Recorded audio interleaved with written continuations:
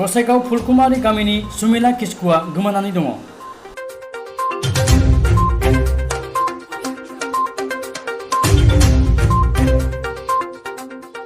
सुमिला किस्कु मुंनि सासे आइजोआ मैया फुंनि 11 रिंगानिफ्रायनो न'निफ्राय गोमानानै दङ।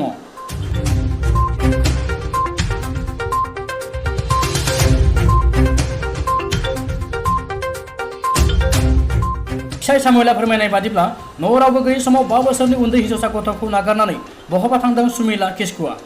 न'खरनि जेरावबो खौरां लानानै जेबो सुलाद मोनैखाय दिनै गसाइगाव महकुमानि साबकाटा पुलिस थानायाव गसर होयो फिसाय सामुएल मार्दिया।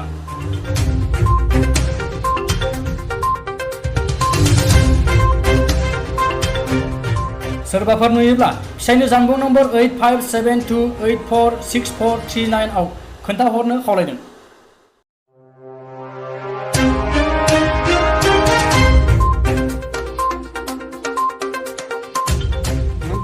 श्री सामुएल मार्दी আমার গ্রাম ফুলকুমারে আমার বউর নাম সুমিলা কিস্কু।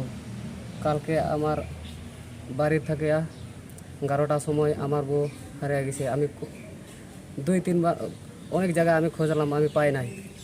তার জন্য আমি থানার মধ্যে অনুরোধ করেছি। আর আমার ছাওয়া আছে 5 বছরের একটা, ওইটা বাড়িতে ছাড়িয়া আমার বউ পালিয়ে গেছে।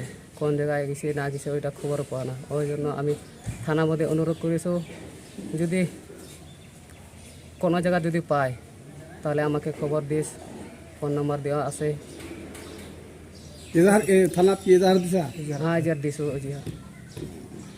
কিবা হৈছিল নেকি ঘৰত? না কিছু হয় নাই।